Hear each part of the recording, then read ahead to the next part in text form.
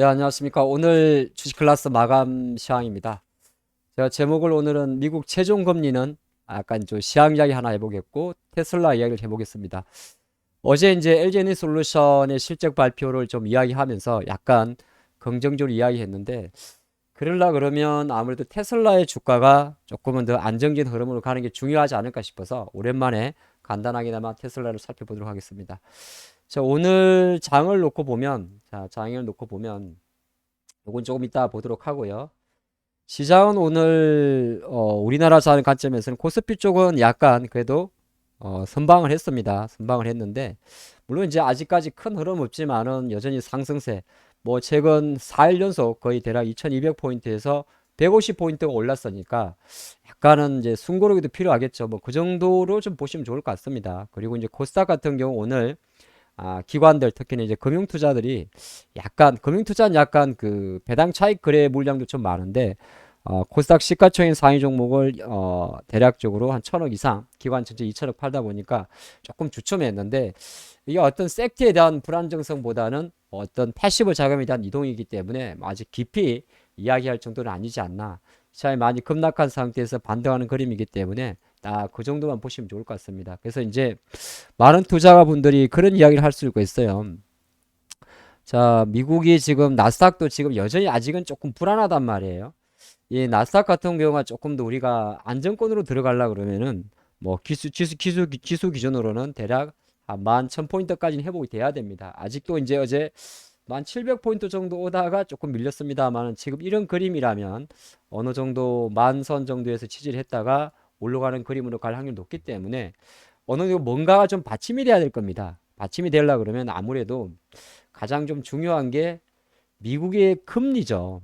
요거는 이제 오늘 좀 자료가 좀 좋아서 좀 같이 봤으면 좋겠는데 조사 기관이 어디냐면 한국은행입니다. 한국은행에서 미국의 주요 12개 투자은행에 대해서 미국의 최종 금리 터미널 레이트가 어느 정도 됐겠냐. 지금 미국은 4.5% 수준의 금리를 갖고 있습니다. 그랬더니 한 12군데 중에서 7군데 정도가 그래서 5에서 5.25. 그렇다 그러면은 앞으로 올릴 수 있는 공간 자체가 대략적으로 이론적으로 놓고 보면 미국이 지금 4.5니까 0.75bp 정도가 되는 거죠.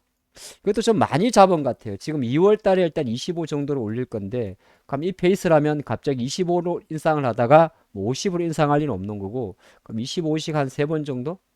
그러니까 어떻게 보게 되면 제가 바라보는 관점에서는 일부 연준 의원들이 뭐 5% 이상으로 많이 얼음장을 놨습니다만은 지난 12월 달에 미국이 50 베이시스 포인트를 올리면서 4번 연속 75 올리던 것을 멈췄기 때문에 아마 속도적인 측면에서는 25라는 라인으로 가게 되고 이 5에서 5.25라는 자리도 그렇게 우리가 두려워할 자리는 아니지 않나. 그래서 25 연속 3번으로 인상하는 게 쉽지 않지 않냐 그 생각을 좀 하고 있습니다. 그래서 물론 아직은 예측할 수 없습니다만은 터미널 금리가 잘해야 5% 전후라고 한다면 시장은 일정 부분 계속적으로 달러화는 뭐 약세로 떨어질 것이고 또 미국의 채권 금리도 계속 좀 하락을 하지 않겠느냐. 이렇게 되면 이제 기술주가 조금 힘이 좋겠죠. 그 관점을 좀 바라보시면 좋을 것 같아요. 그렇게 보게 되면 아무래도 가장 우리가 민감하게 반응하는 게 지난해 우리나라 원화 환율이 뭐 1,400원까지 올랐었죠. 1,400원까지 올랐습니다만은 일정 부분 천천히 안정적으로 내려오면서 1200원 밑으로 조금 떨어지지 않을까. 그렇게 되게 되면 아무래도 뭐 수급적인 측면에서는 긍정적이지 않을까. 그걸 조금 지켜보시면 좋을 것 같습니다. 물론 아직까지 완벽한 그 뭣도 없지만은 이러한 그림으로 보시는 게 좋을 것 같고요. 자, 우리는 왜가 그럴 수밖에 없냐 하면 제가 몇 번을 말씀을 드리는데 우리나라 주식도 미국이랑 비슷해요. 비슷해가지고 결정적으로 우리나라가 성장주가 많기 때문에 금리에 취약할 수밖에 없습니다. 뭐 다시 한번 좀 보시다시피 코스피도 시가총액으로 균등을 해보면 다 전기전자 업종이에요. 전기전자 업종. 금융업종은 조금 약하죠. 그리고 나면 서비스 업종도 뭐 약간은 금리와 좀 연관이 높은 섹터가 많고 자동차는 그렇게 상관없는데 뭐 유통도 마찬가지고 또 화학 같은 중국과 금리가 되게 높은 거고 코스닥은 더 심각합니다. 뭐 심각하다는 표현 자체가 거의 대부분이 비용이 많이 드는 제약 바이오라든지 IT 부품, 디지털 컨텐츠, 뭐 의료 정밀 반도체, 소프트웨어, 반도체 이런 종목들이기 때문에 아무래도 우리나라는 기술주의 흐름 자체가 되게 중요하기 때문에 그 길을 좀 이어가면 가시는 게 좋을 것 같고요. 두 번째가 이제 테슬라 이야기인데 요거는 조금 내용을 좀 볼 필요가 있어요. 지금 미국 주식에서 약간 뭐 오르지 않은 종목 중 하나가 테슬라인데 아직까지는 사실 좀 알 수는 없어요. 주가가 지금 120달러까지 뭐 주식 분할했으니까 5대1로 한때 1000달러까지 갔던 게 뭐 꼴주 1000달러였죠. 그래서 지금 120달러 정도면 역사적으로 놓고 보면 지금 테슬라는 상당히 뭐 거의 전저점 아닙니까? 분할이니까 거의 그러네요. 10년 내 최저치 수준으로 떨어져 있는데 10년 내 최저치 수준으로 떨어져 있는데 맞죠? 예, 거의 최저치이긴 한데 이게 이제 주식 분할이 있다 보니까 약간 갭 보정이 안 된 것 같습니다. 여하튼 간에 테슬라의 주가가 일정 부분 이대로만 있으면 한국 증시는 사실 너무 우리가 막연하게 2,400, 500을 노랑이 좀 어렵겠죠. 근데 테슬라를 바라보는 관점에서 이제 이런 이야기를 많이 합니다. 뭐냐 하면 테슬라가 전기차 가격을 내렸어요. 그래서 보니까 이제 모델 3하고 세단이죠. 그리고 CUV로 대변되는 모델 Y인데 모델 3의 스탠다드 레인지 플러스 모델을 작년도 기준으로 대략 평균 가격입니다. 한 7천만 원대에서 6,400만 원대로. 예. 그러면 대략 650에서 한 1,000만 원 정도 내린 거죠. 그리고 모델 Y는 3보다는 조금 더 비쌉니다. 작년 한때 9,600만 원까지 팔던 거를 지금 8,500만 원. 중국 쪽 같은 경우는요. 모델 3 기본 모델은 4천만 원대 중반까지 내려져 있습니다. 그러니까 시장 일각에서는 야, 테슬라가 이렇게 많이 가격을 내리는 게 안 팔리니까. 물론 그것도 일리가 있긴 있어요. 팔리지 않으니까. 실제적으로 지난 12월 달에 중국의 테슬라 판매량이 5만 대 중반 정도 됐다고 합니다. 그 수치는 이제 작년 대비해서 절반 정도인데 근데 과연 여기에서는 생각해 볼 문제가 정말 비싸서 안 팔렸을까? 아마 인도량이 좀 제때 되지 않았어가 그러지 않을까? 뭐 그런 것도 좀 있을 수가 있고 다른 한편으로는 어쨌든 간에 이제 조금 테슬라의 어떤 그 신비한 모델 여전히 근데 130만 대를 파니까 가장 이제 독보적인 어떻게 보기엔 입지를 차지합니다만은 이제 조금씩 그러니까 우리 현대차도 있고 기아도 있고 조금씩 새로운 차들이 나오다 보니까 매력적인 것도 좀 떨어졌고 또 하나가 이제 중국 쪽은 사실 그런 생각이 들거든요. 중국이 비싸서 안 산 것 같다 그런 생각은 잠깐 안 합니다. 그래서 어쨌든 이 부분은 지금 시장에서는 테슬라가 안 팔려서라고 이야기를 합니다만 제가 바라보는 관점에서는 중국과 한국 데이터만으로 테슬라의 위축을 논하는 건 아직은 아니지 않느냐. 결정적으로는 공급이 원활하게 진행되지 않은 것이 조금 더 크지 않겠느냐. 그렇게 보는 거고. 자, 중국 이야기 조금 더 이어가면 중국의 성용차인데요. 일단 이런 게 중요해요. 중국은 22년도 전기차 12월 달 기준으로 보지 말고 연간으로 딱 보게 되면 전기차가 무려 567만 대가 팔렸다고 합니다. 그게는 이제 작년 대비해서 90%가 성장을 했고요. 근데 우리가 이제 침투율이라는 단어를 쓰게 되는데 침투율이 뭐냐 하면 우리가 그냥 띡 봐가지고 길을 다니다가 우리가 열차가 10대 지나가는데 약간 뭐 정확하지는 않습니다. 비슷하게 말씀드리면 내가 횡단보도에 서 있는데 차가 뽀록 지나가는데 갑자기 벤츠가 하나 보이네. 10대 중에 한 대 벤츠. 그러면 그게 침투율 10%입니다. 그러니까 중국은 이미 이제 이거는 근데 제가 생각할 땐 데이터를 아마 순수 EV차하고 합쳤을 것 같은 생각이 드는데 하이브리드 포함해서 중요한 것은 27%가 됐다는 겁니다. 그리고 내년도에는 올해 같은 경우는 36% 100대 중에 36대가 어떻게 보게 되면 이제는 중국 같은 경우는 거의 이제 친환경차가 지배를 한다는 이야기죠. 자, 이렇게 되게 되면 유럽도 지금 10%가 좀 넘었어요. 미국은 아직 10%, 제가 알기로는 8% 정도 됩니다.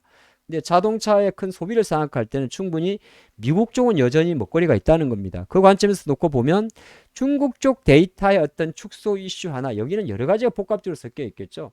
공급망이 줄었을 수도 있고, 그렇죠. 그런 것만으로 여전히 테슬라는 망했다. 그렇게 보고 또 중국 그렇게 보기에는 조금 또 요 데이터를 봤을 경우는 여전히 전기차에 대한 그러니까 침투율이 10%를 넘었기 때문에 어떤 성장성에 대한 펀더멘탈 피크론에 대한 고포에 대한 매력도는 떨어졌지만은 테슬라가 한때 PR이 1100까지 올라간 적이 있어요. 어쨌든 내려 떨어졌지만은 여전히 증가 속도는 바뀌지 않지 않을까. 그걸 좀 생각해 봤습니다. 그래서 결론이 뭔데 테슬라가 가격이 내린 거에 대해서 일정 부분 무조건 단정해서 팔리지 않아서 점유율이 무너져서 이렇게 보기에는 여러 가지 좀 복합적인 생각을 해볼 필요가 있다. 그 관점에서 여러 가지 우리가 생각을 해볼 때 테슬라의 주가가 많이 내려와 있지만은 충분히 급락에 따른 반발 매수는 들어오지 않나 볼 수 있겠고요. 제가 주식 이야기 잠깐 하면 대표적인 종목은 이제 LG에너솔루션인데 어제는 다른 계산법을 하나 해봤습니다. 어떤 계산법이냐 하면 이건 이제 사실 신규 관련주들은 계산법을 이렇게 하는데 공모가 배수를 많이 합니다. 30만 원이니까 공모가 배수 60만 원이란 따블이라는 가격이 있을 거고 45만 원이라는 공모가 30만 원에 50% 가격이 있겠죠.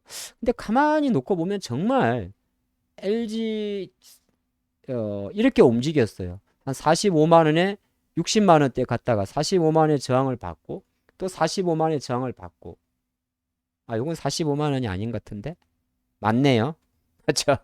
자, 45만 원의 저항을 받고 45만 원 저항을 받고 그러다가 이제 35만 원 정도에서 두 번 정도 바닥을 치고 그리고 제가 중간값을 하나 넣어봤는데 42만 원짜리가 갑자기 보이더라고요. 이제 약간 짜맞춘 것도 있습니다. 그럼 42만 이때 42만 원이라는 가격은 생각보다 우리가 수치적으로 뭐 30만 원, 45만 원, 60만 원 이렇게 계산하기에는 조금 모호한 가격이에요. 근데 제가 어디를 계산을 역으로 해봤냐면 우리가 보통 고점 대비해서 하한가를 맞으면 30%가 내려가거든요. 그러니까 이때 60만 원을 가지 못했습니다만 이 당시에 왜 42만 원 정도에서 멈췄을까를 역설적으로 생각을 해봤더니 자 60만 원이라는 어떤 공모가의 2배수 기준으로 마이너스 30%가 빠지게 되면 6, 7이 40이 42만 원 가격이 나옵니다. 이게 짜 맞춘 듯 같지만은 실제적으로 테슬라의 주가는 지난해 9월도 대략 42만 원 전후에서 그리고 이번 2023년 1월 달에도 42만 원 전후에서 반등을 했습니다. 시간 좀 길어졌네요. 그러면 과연 이 주식이 반등했을 때 목표 피봇은 얼마나 될까? 이걸 기준점을 그래서 저는 이렇게 계산해 봤습니다. 여기서 30%라는 퍼센테이지를 계산해 봤더니 55만 원 정도가 나옵니다. 단순 계산으로 놓고 봤을 때는. 그래서 만약에 이건 제 상당히 내피셜이 많이 들어갔는데 가격 배열 분석을 통해 가지고 테슬라의 반등 목표치를 한번 가장 이상적으로 잡아봤을 때 LG인솔루션은 대략 55만 원짜리가 나오네요. 한번 지켜보도록 하죠. 엉뚱한 상상이었습니다. 오늘 여기까지 하겠습니다. 감사합니다.